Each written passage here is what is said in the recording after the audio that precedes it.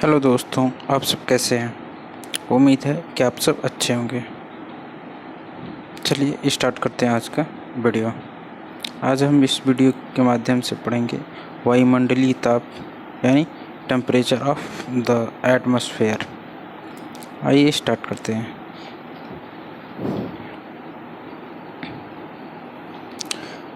वायु ताप का ताप वायु का तापमापी नामक यंत्र से नापते हैं। वायु का ताप तापमापी नामक यंत्र से नापते हैं। तापमापी सामान्यतः अधिकतम, न्यूनतम तापमापी, दीवार तापमापी आदि प्रकार के होते हैं। ठीक, अगला टॉपिक है उच्चतम ताप यानी मैक्सिमम टेम्परेचर। दिन भर के सबसे उच्च ताप को दैनिक अधिकतम ताप कहते हैं। दिन में दोपहर 12 बजे न होकर 2 से 4 बजे दोपहर के बीच होता है।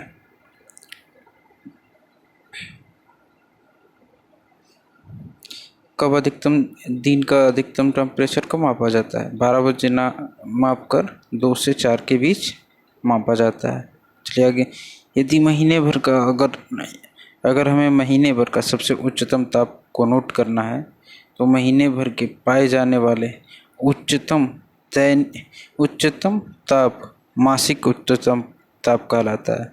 इसे कैसे ज्ञात करते हैं? तो प्रतिदिन का अधिकतम दैनिक तापमान को जोड़ के और महीने में जितने दिन होते हैं, यानी 31 का है तो 31 से भाग देंगे, 30 का है तो 30 से भाग दें, 28 का है तो 28 से भाग देंगे, अगर 29 दिन का है तो 29 से भाग देंगे। तो इसका औसत अधिकतम मासिक तापमान की प्राप्ति हो जाएगी। ठीक, आगे चलते हैं। अगला है न्यूनतम ताप।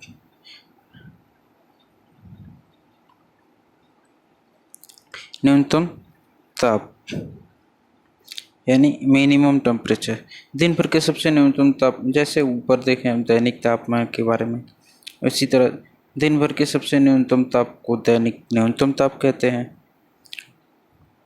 ऊपर अभी बोले, ऊपर बताई गई आधार पर न्यूनतम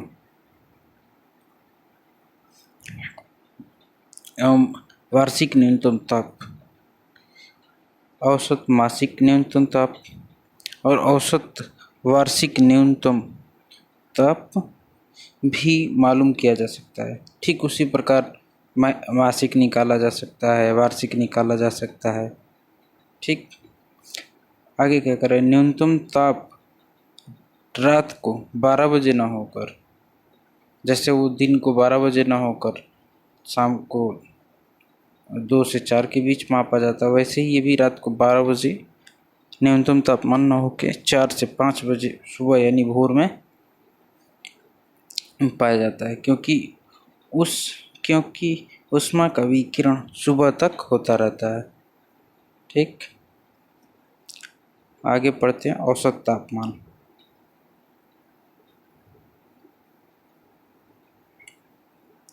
औसत तापमान यानी मीन टेम्परेचर। दिन के अधिकतम तथा न्यूनतम तापक्रम के औसत को औसत दैनिक तापक्रम कहते हैं। यानी एक ही दिन के अधिकतम और न्यूनतम तापमान को जोड़कर 2 से भाग दे दिया जाए तो एक दिन का औसत तापमान मालूम हो जाता है। ठीक,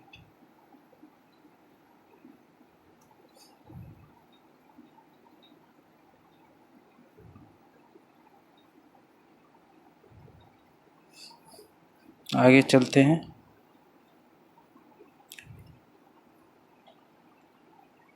अब क्या? दिन के उच्चतम तापमान, वही सूत्र उसका दे रहा है। दिन के उच्चतम तापमान प्लस दिन का न्यूनतम तापमान बटे 2। वही तो बताया हमने अभी उधर बताया था ना, वही है ये सूत्र रहा।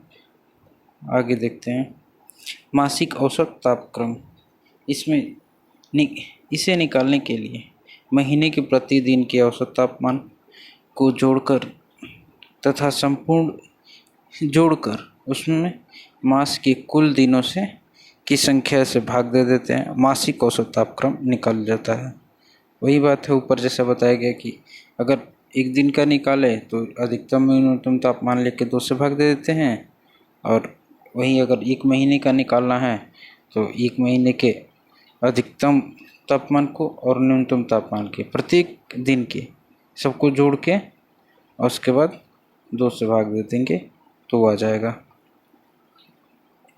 या प्रत्येक दिन का निकाल के 31 से भाग दे देंगे तो भी आ जाएगा। आप जैसा आपको अच्छा लगे वैसा कर सकते हैं, इसको दोनों माध्यम से निकाला जा सकता है। आगे देखते हैं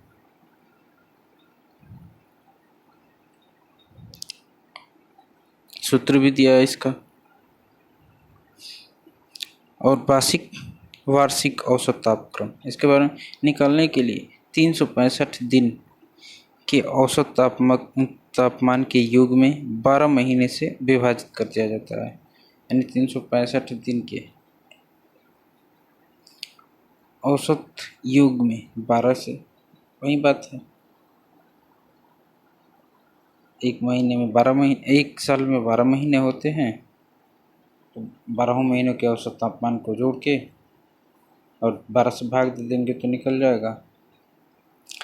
आगे देखते हैं जलवायु विज्ञान में 30 से 35 वर्षों की पर वार्षिक औसत तापक्रम निकाला जाता है। ऐसे सामान्यतः देखा जाए तो प्रति वर्ष वार्षिक तापमान नोट तो होता है, लेकिन इसको लंबे समय के बाद ही आकलन किया जाता है क्या परिवर्तन हो रहा है इसमें। तो लगभग 30 से 35 वर्षों में इसका परिवर्तन डिनोट किया जाता है। आगे पढ़ते हैं तापांतर, यानी ताप में अंतर। दिन तथा रात के उच्चतम तथा न्यूनतम तापमान के अंतर को दैनिक तापांतर कहते हैं। ठीक इसी प्रकार महीने और वर्षों के रात और दिनों के तापांतर के अंतर को औसत दशाओं के मासिक और वार्षिक तापांतर भी कहते हैं। आगे देखते हैं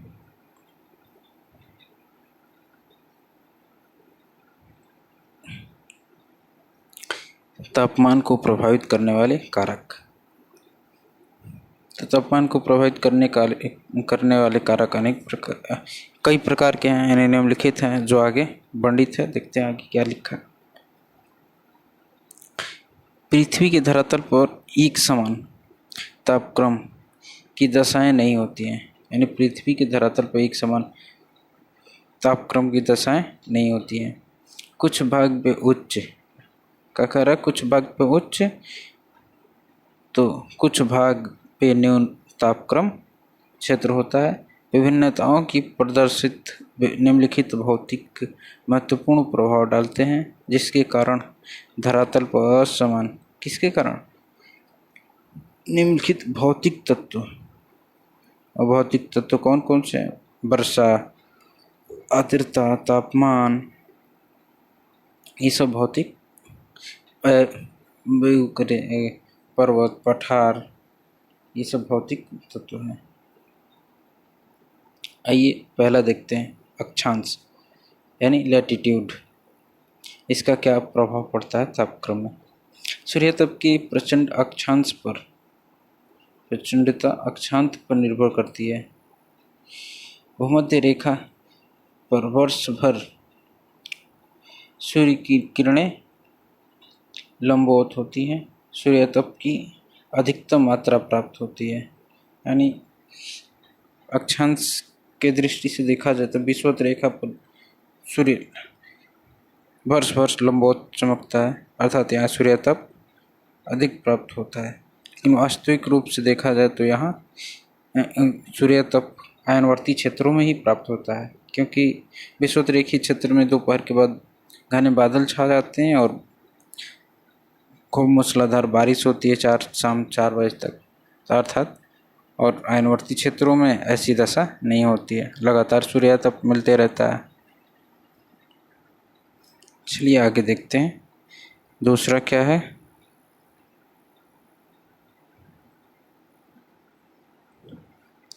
सागर तल की ऊंचाई।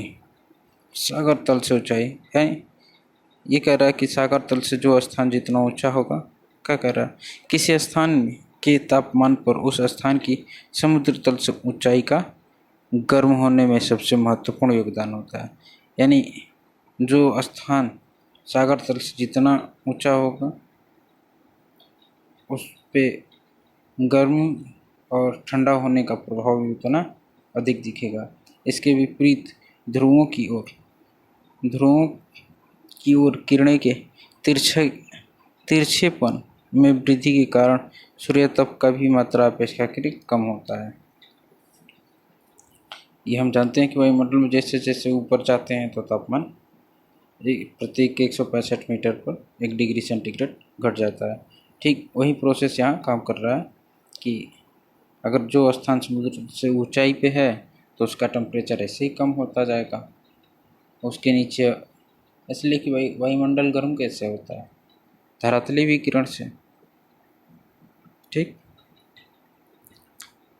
और ये तिरछेपन की बात कर रहा है तो तिरछापन अगर ज़्यादा सरफेस पे पड़ेगा प्रकाश तो कम ही वो प्रभावित कर पाएगा, हिट कर पाएगा किसी क्षेत्र को, और किसी खास क्षेत्र में ही पार्टिकल पड़ रहा है किरणें तो हाँ ज़्यादा प्रभावित करे, यानी ज़्यादा गर्म होगा। आगे पढ़ते हैं सागर तल की ऊंचाई। अगला है सागर तल की ऊंचाई। अब देखिए सागर तल की ऊंचाई क्या कर रहा है, किस स्थान के तापमान पर उस स्थान की समुद्र तल से ऊंचाई का विशेष प्रभाव पड़ता है। अर्थात सागर तल से ज्यों ज्यों ऊंचाई बढ़ती जाती है उसके आधार पर तापमान में भी क्रमशः कमी आती जाती है, क्योंकि वायुमंडल सर्वाधिक ऊर्जा पृथ्वी से होने वाली विकिरण से प्राप्त करता है। अभी हमने बताया फलतः कहाँ से प्राप्त करता है, पृथ्वी के विकिरण से प्राप्त करता है। फलतः जो भाग धरातल के जितने नज़दीक होगा वह उतना ही अधिक तापक्रम प्राप्त करेगा।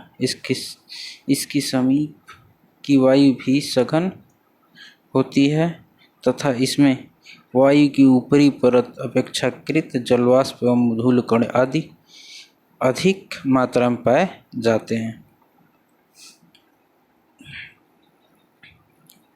अगला देखते हैं चौथा क्या है,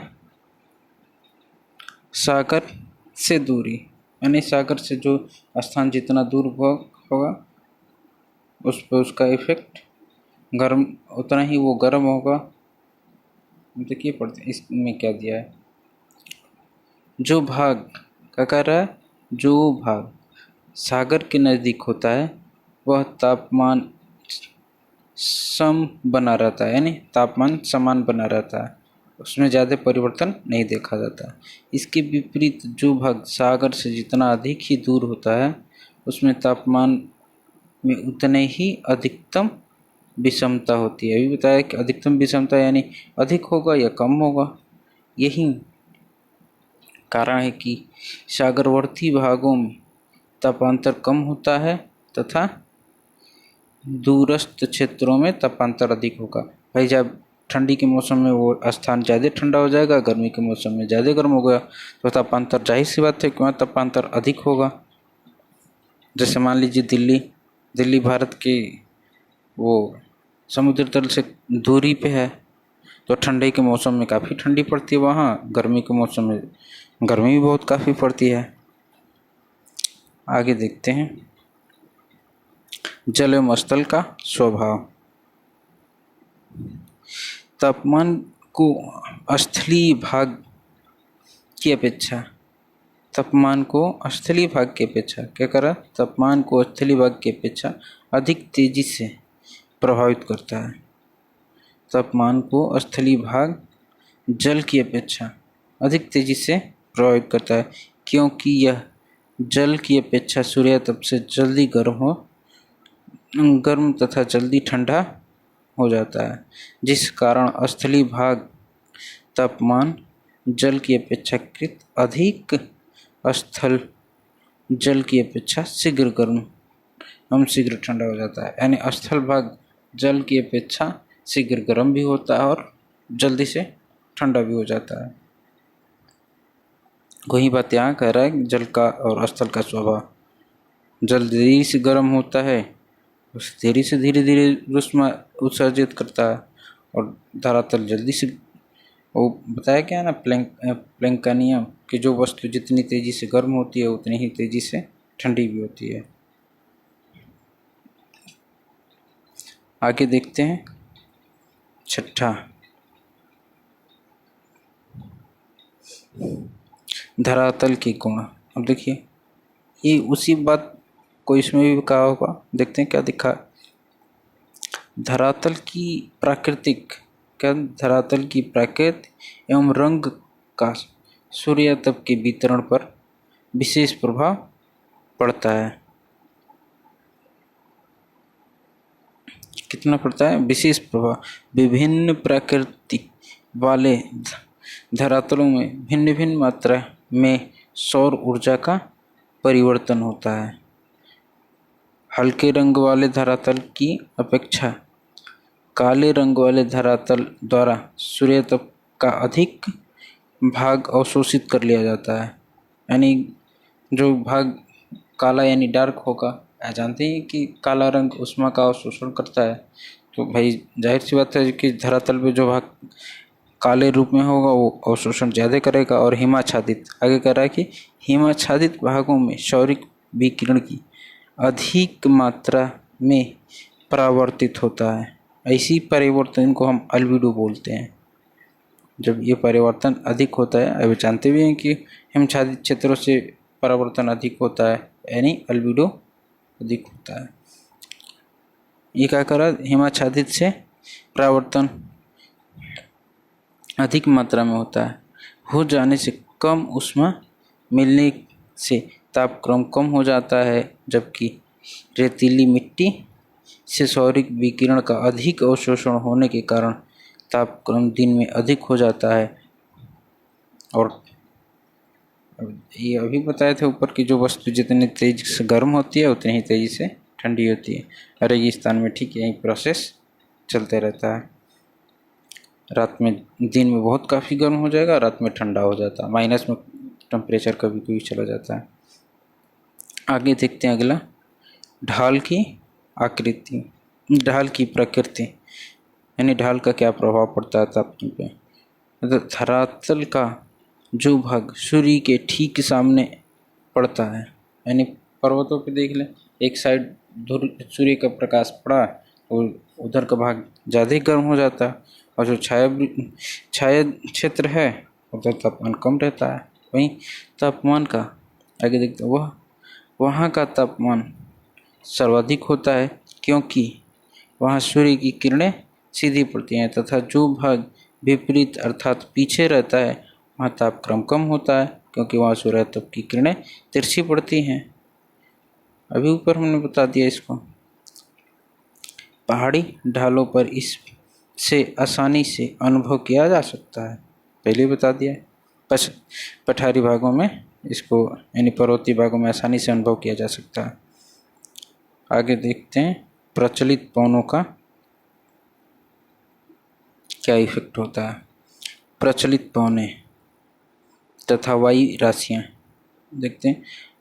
पवन के प्रवाह तथा वायु राशियों का भी तापक्रम पर प्रभाव पड़ता है। ठीक, निचले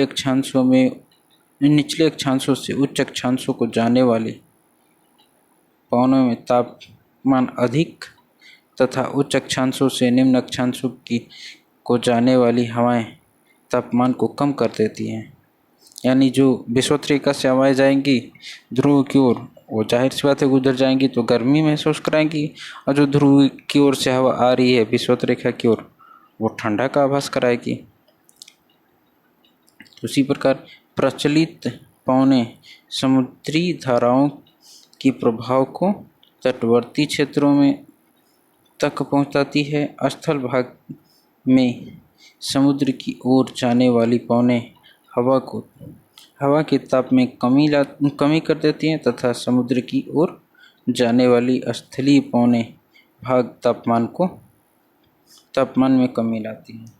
देखा करा, प्रचलित पवनें समुद्री धाराओं में प्रभाव को तटवर्ती क्षेत्रों तक पहुंचाती हैं। जो प्रचलित हवाएं हैं समुद्री धाराओं के प्रभाव को तटवर्ती क्षेत्रों तक पहुंचाती है। जैसे गिनी तट पे का प्रभाव होता है, गिनी तट पे गिरनी जल धारा का प्रभाव होता है।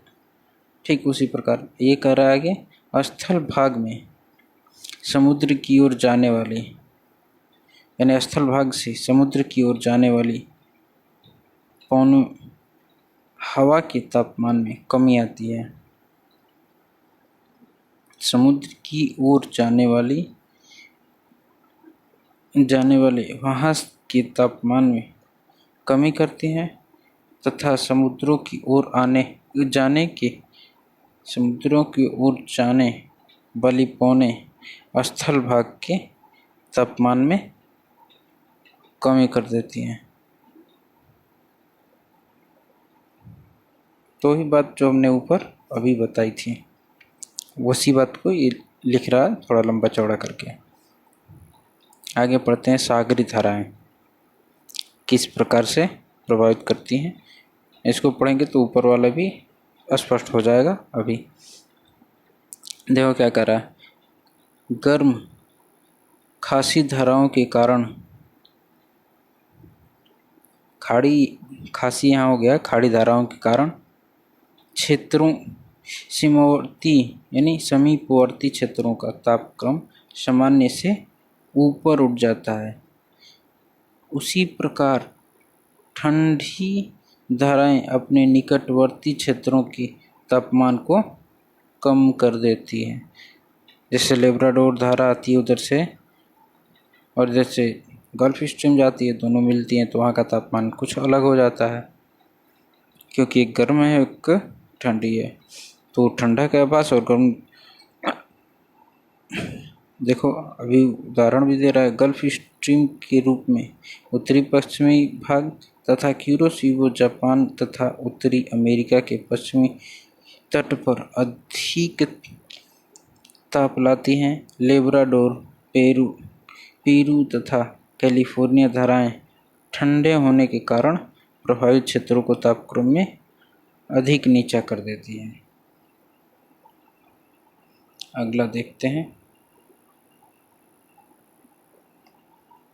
क्या है, 10वां, वायुमंडल की स्वच्छता, यानी वायुमंडल की स्वच्छता। जिन क्षेत्रों में वायुमंडल स्वच्छ तथा मेघ रहित होता है वहाँ सौरिक विकिरण, वायुमंडलीय वक्ष यानी शुद्ध, जब बादल आकाश में नहीं होंगे तो सूर्यातप आसानी से मिलेगा, यानी सीधा मिलेगा, अपेक्षाकृत कम होता है। अगर मेघ रहित होता है वहाँ सौर विकिरण का वायुमंडलीय अवक्षय यानी वायुमंडल द्वारा अवशोषण कम होता है। और देखिए अब क्या करा, अगला 11 नंबर, पर्वतीय अवरोध। पर्वतीय अवरोध के बारे में ऊपर भी पढ़ चुके हैं, फिर भी देखते हैं। तापमान के वितरण में पर्वत श्रेणियां का महत्वपूर्ण प्रभाव होता है। पर्वतीय अवरोध किसी भी क्षेत्र में तापमान को गिरने से बचाती हैं। यही काम हिमालय पर्वत एशिया से आने वाली ठंडी हवाओं के लिए करता है और शीतलन ठंडी शीतकालीन ठंडी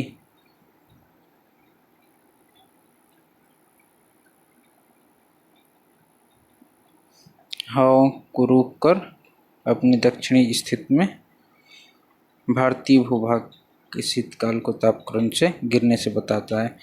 वही बात है जो हिमालय हमारे वो करता है, हिमालय ठंडी हवाओं से भारत को प्रभावित होने से बचाता है।